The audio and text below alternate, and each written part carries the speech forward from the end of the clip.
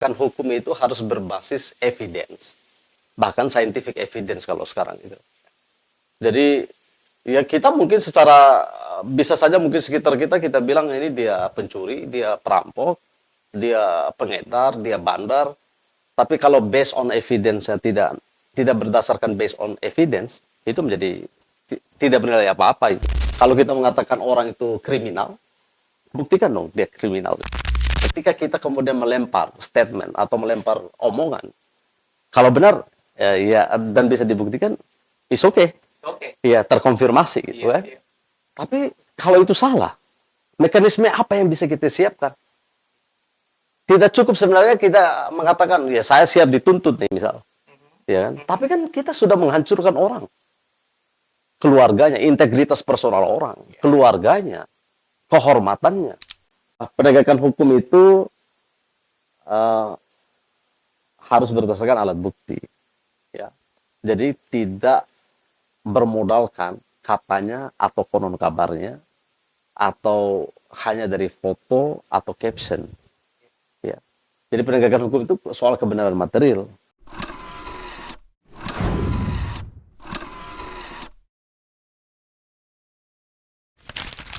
Bang Dr. Lufran. Ya, halo Mas Yusron. Apa? Ya, Yusril ini. Yusron.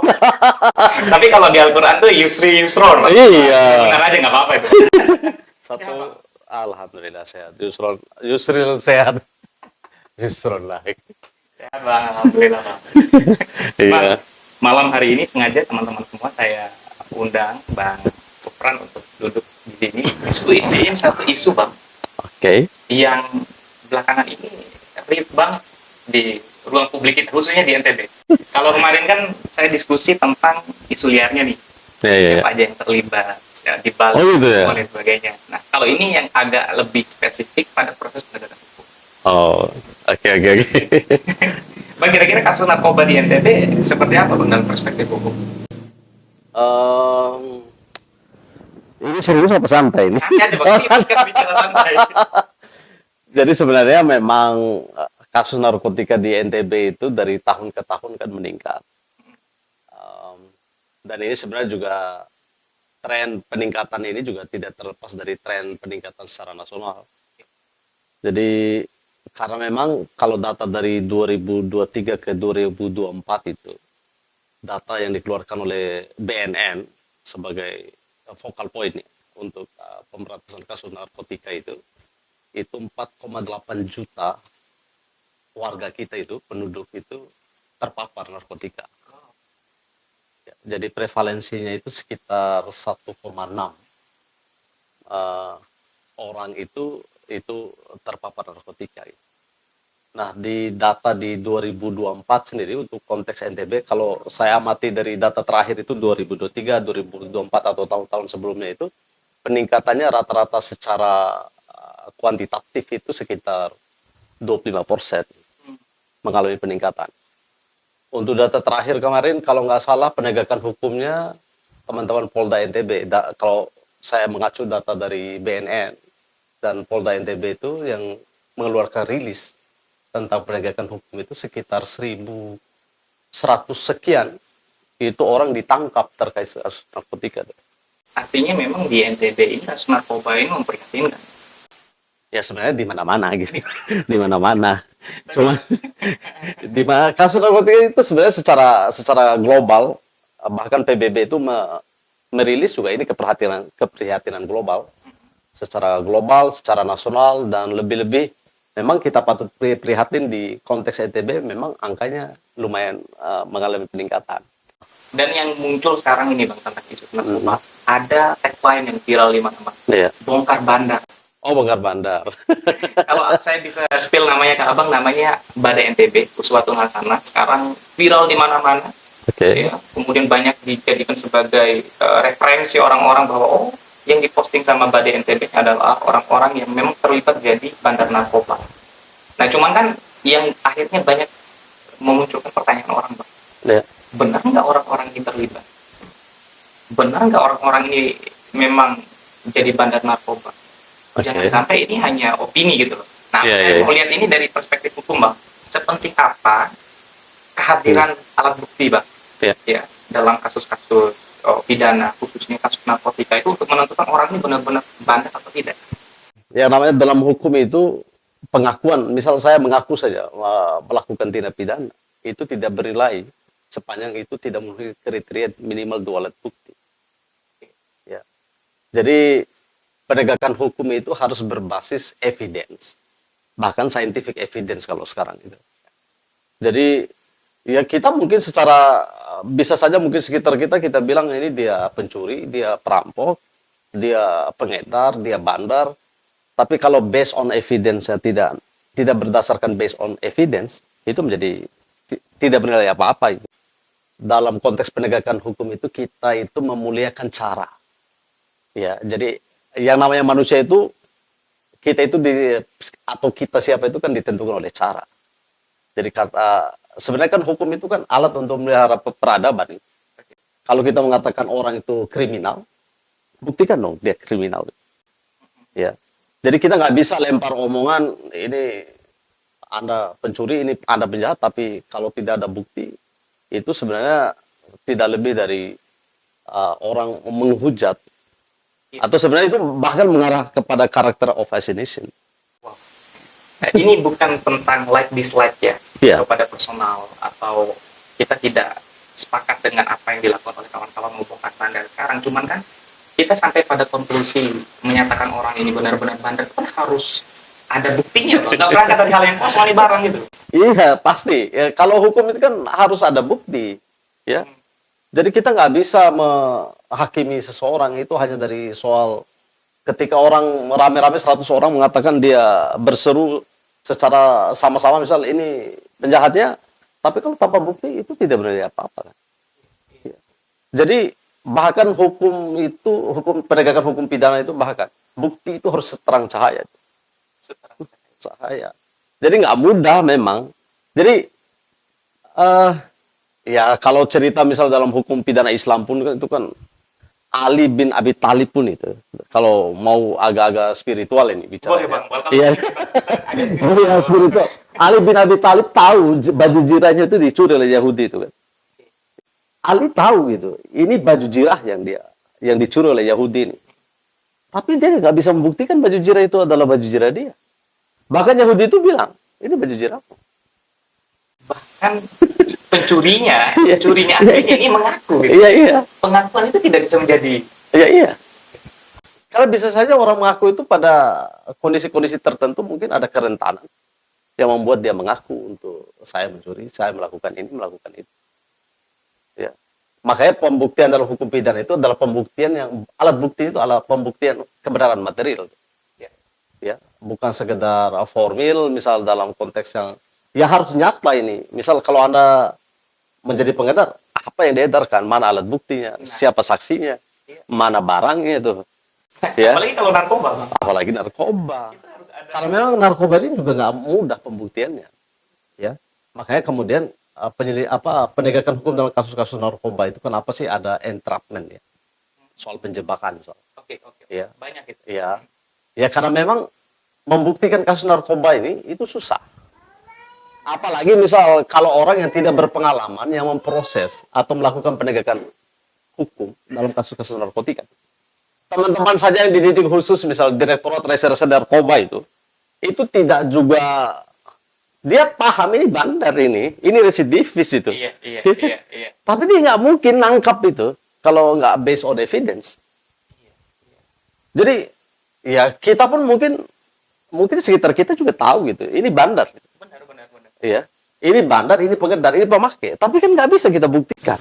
Kalau tidak ada itu barang dia punya dan lain sebagainya gitu loh. Itu nggak bisa itu. Itulah hukum. Kita mau apa? Karena kita bicara tentang prosedur formal kan. Kalau penegak hukum kan dia harus praduga bersalah gitu. Tapi praduga bersalah dia itu harus berdasarkan alat bukti. Jadi nggak bisa kita serta-merta ini bandar, ini apa? Ya kalau benar. Kalau salah. Nah, kalau salah kan berisiko secara akan menyangkut multidimensi itu. Kita sebenarnya mau melakukan penegakan hukum memberantas narkoba. Ketika kita kemudian melempar statement atau melempar omongan Kalau benar, ya dan bisa dibuktikan, is okay. Oke. Ya, terkonfirmasi gitu Iya, kan. iya. Tapi kalau itu salah, mekanisme apa yang bisa kita siapkan? Tidak cukup sebenarnya kita mengatakan, ya saya siap dituntut nih misal. Ya kan? Tapi kan kita sudah menghancurkan orang. Keluarganya, integritas personal orang, keluarganya, kehormatannya.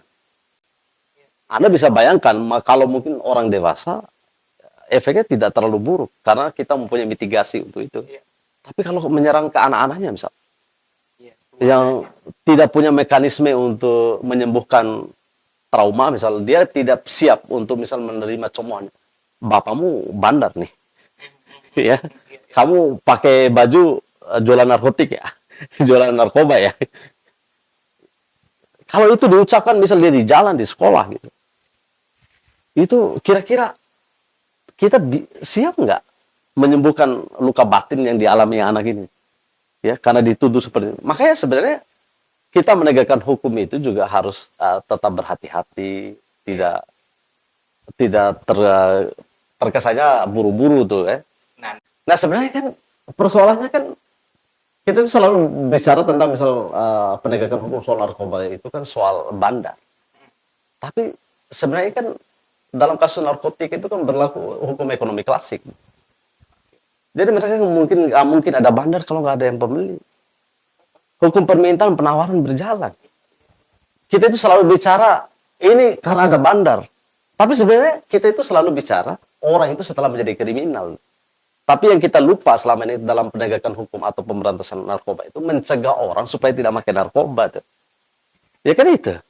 Jadi kita itu selalu bicara bandar, bongkar bandar. Tapi kan anak-anak kita ini yang terpapar narkotika ini bukan karena bandar. Kan? Harusnya fokus kita itu mau bandar 1000 pun misalnya dalam tanda kutip.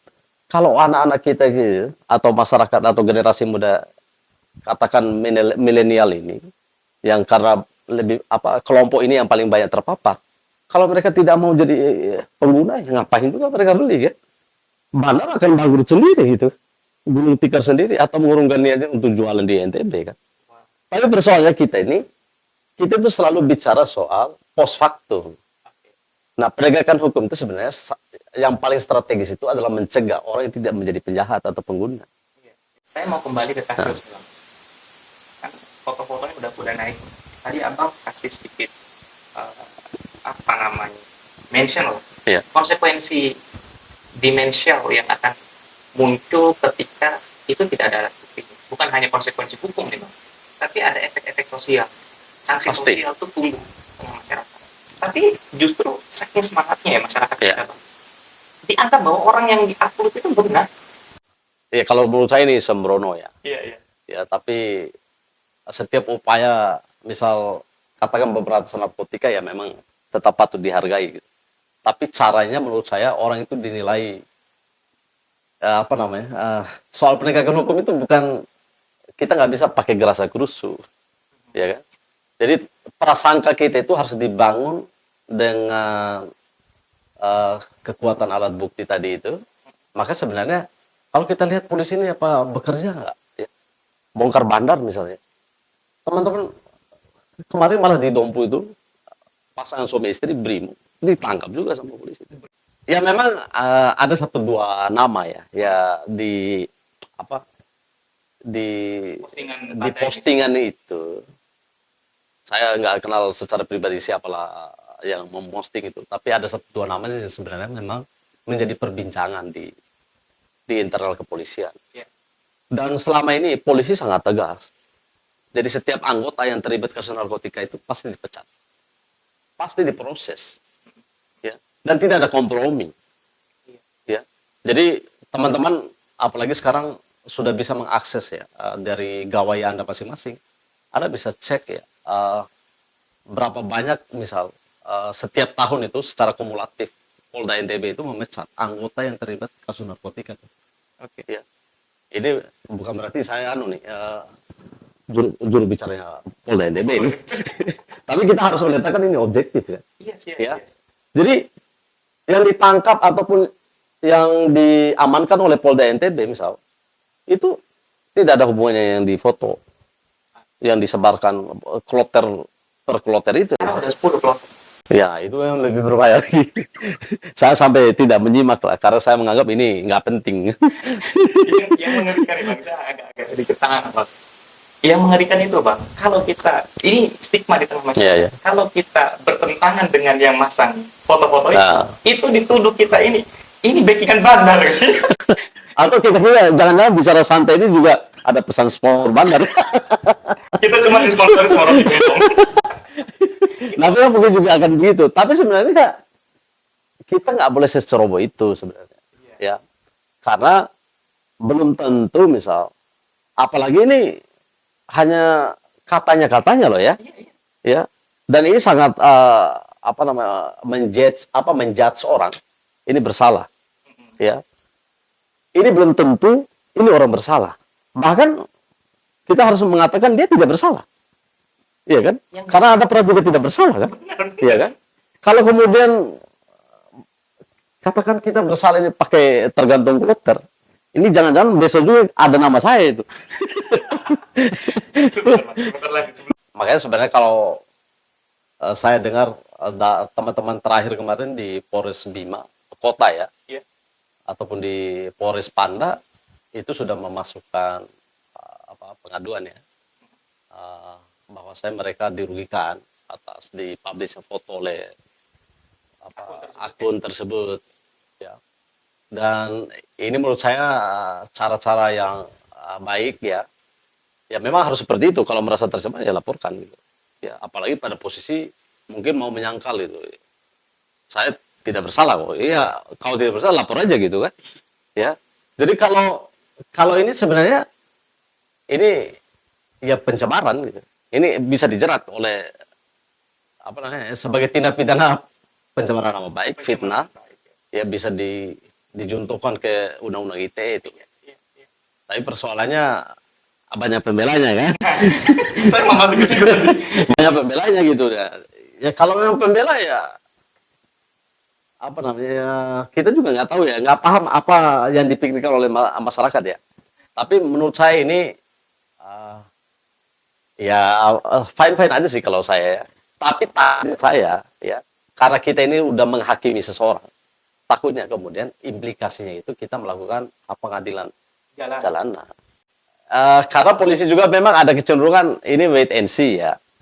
Saya lihat apalagi kalau dikonfirmasi, kalau saya ikuti berita-berita di sosial media maupun di koran, itu kan Polda NTB kan tidak berkomentar. Menunggu aja kelihatannya.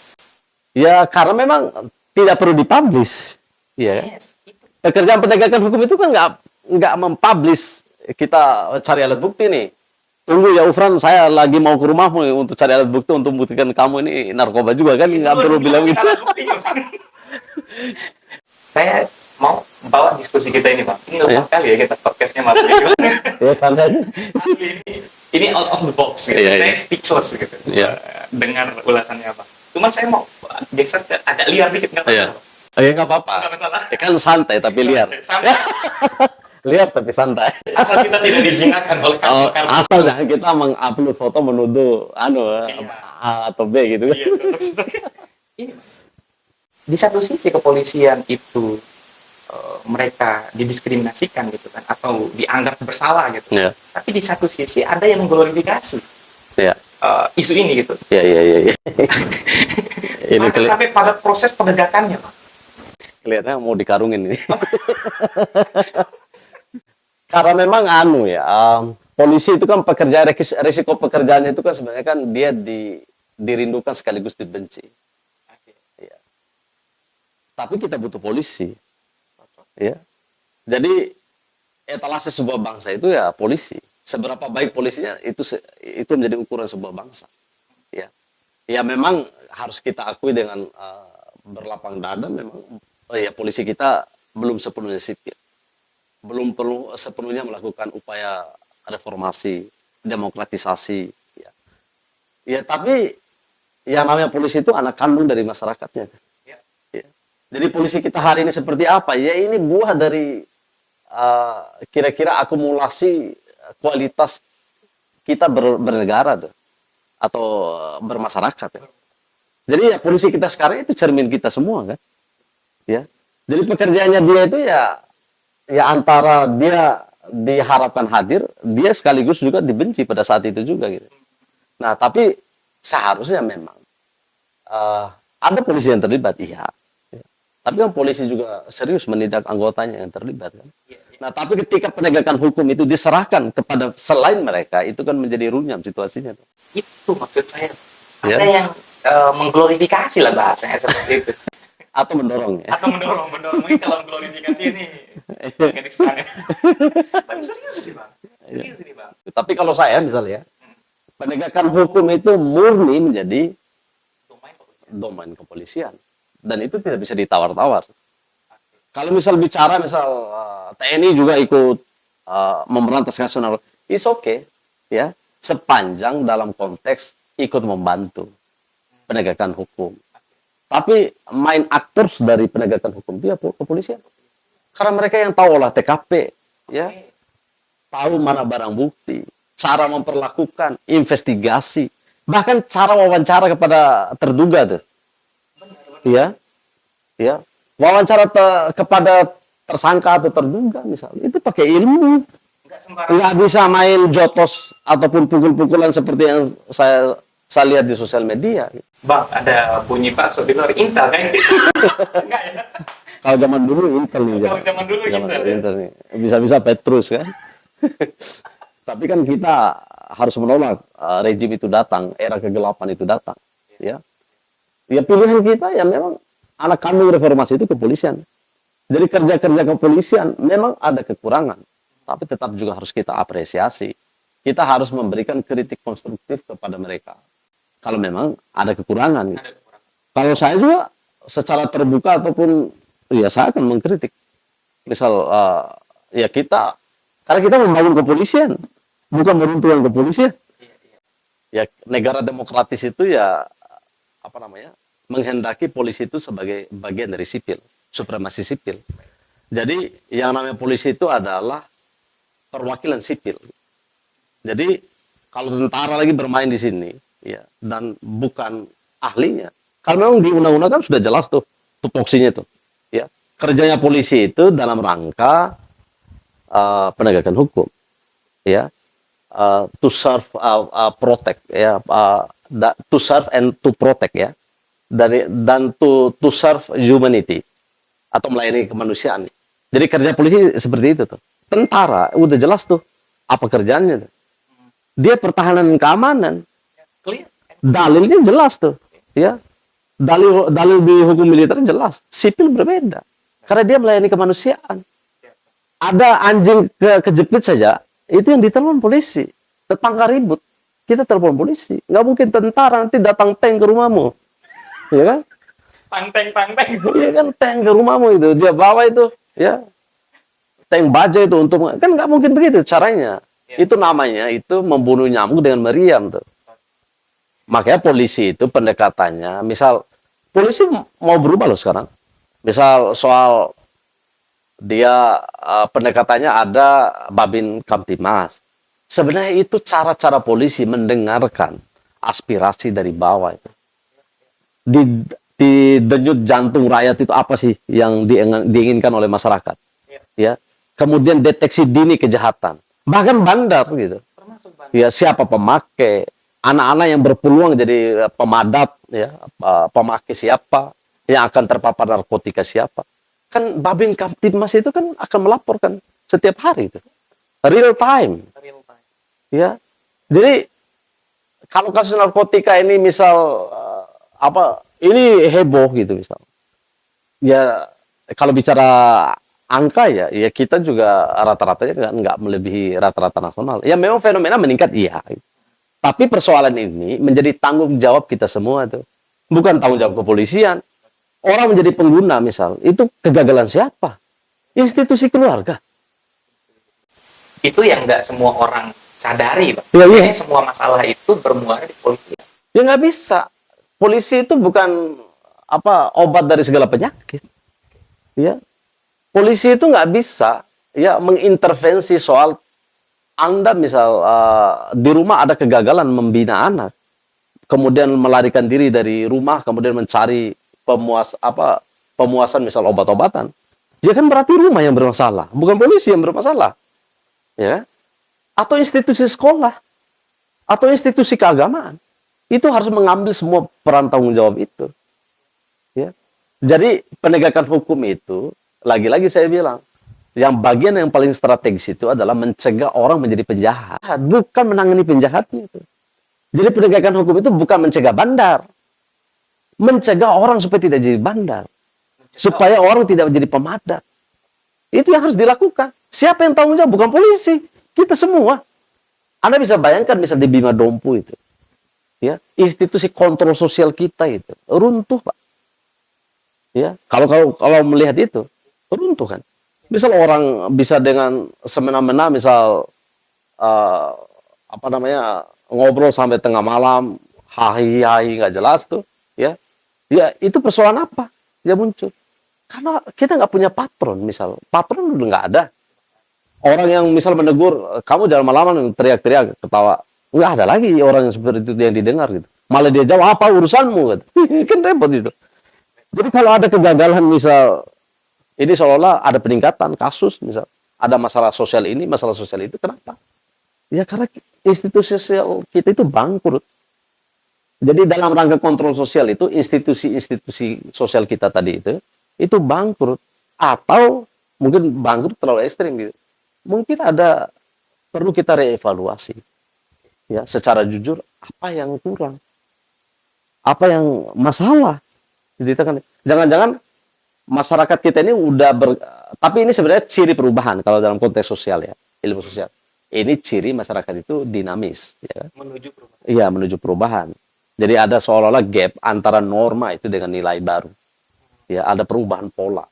Jadi kita itu gagap seolah-olah, wah, itu enakan zaman saya dulu tuh manut sama orang tua itu. Ya. Jadi ada perubahan nilai, ada perubahan norma, institusi sosial kita berubah. Tapi ini sebenarnya ya kita harus siap gitu, jangan kaget ini seolah-olah masalah ditimbangkan semua ke polisi.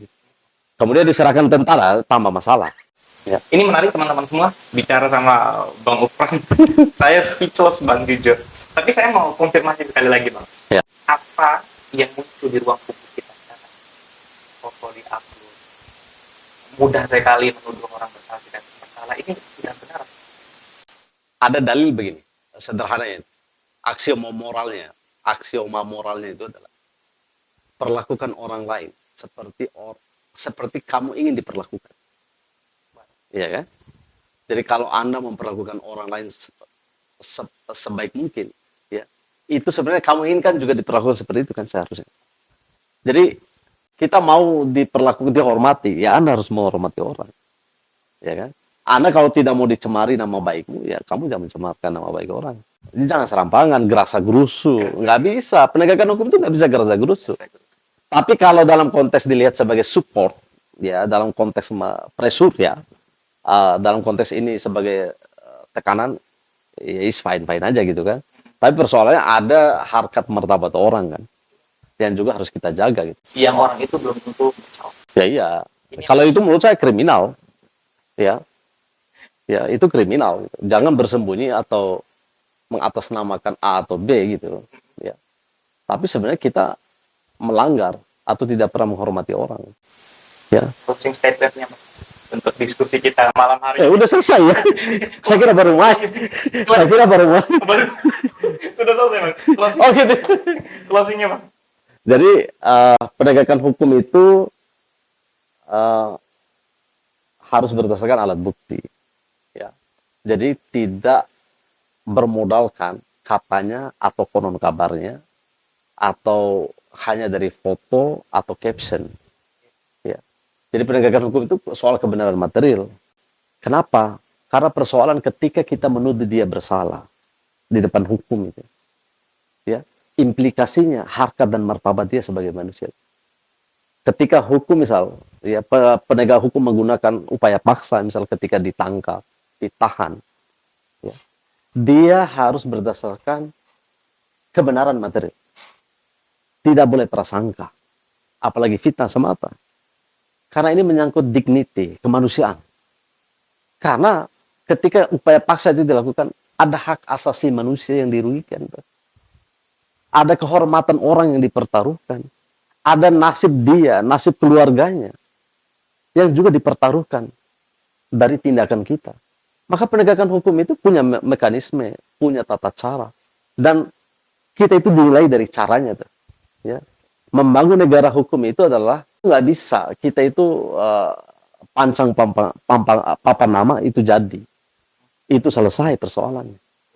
Tapi kita ini mau membangun negara hukum itu ibarat tembok itu dari bata ke bata, ya. Dan itu berlangsung nggak pragmatis, ya, dalam short time atau shortcut. Tapi ini bata demi bata untuk menjadi tembok, untuk menjadi bangunan. Itu gambaran penegakan hukum itu. Karena kita membangun peradaban gitu. Dengan cara-cara beradab, civilized. Nggak boleh dengan cara-cara uncivilized kemudian kita benarkan itu menjadi civil. Terima kasih banyak Bang Pras. Oke. Saya kira baru pemanasan itu. Saya yang kepanasan. Abang ngegas, semuanya digas sama Bang Gufran. Beliau ini intelektual, dosen saya juga di kampus. Masih belajar. Masih belajar. Coba makasih banyak Bang. Oke, sukses. Thank you, Bang. Selamat Yusril, luar biasa. Terima kasih udah diundang di podcast. Abang, Saya merasa menjadi, kayak ini luar biasa nih. Abang dari 1 tahun yang lalu kita undang, tapi sudah. Ini kebetulan malam ini hilal apa yang kita dapat malam ini? Merapat. Jadi itu relasi kemanusiaan. Jadi saya merasa Yusril sudah bersungguh-sungguh kan mengundang, dari dulu kan mengundang terus. Iya. Saya tolak terus kan. Iya. Tapi saya bilang sama istri, kayaknya tidak ada ruang lagi kita melakukan penolakan. Kita akan berserah diri, kita ke Labu Api malam ini. Kemasi barang-barang. Naikkan anak-anak.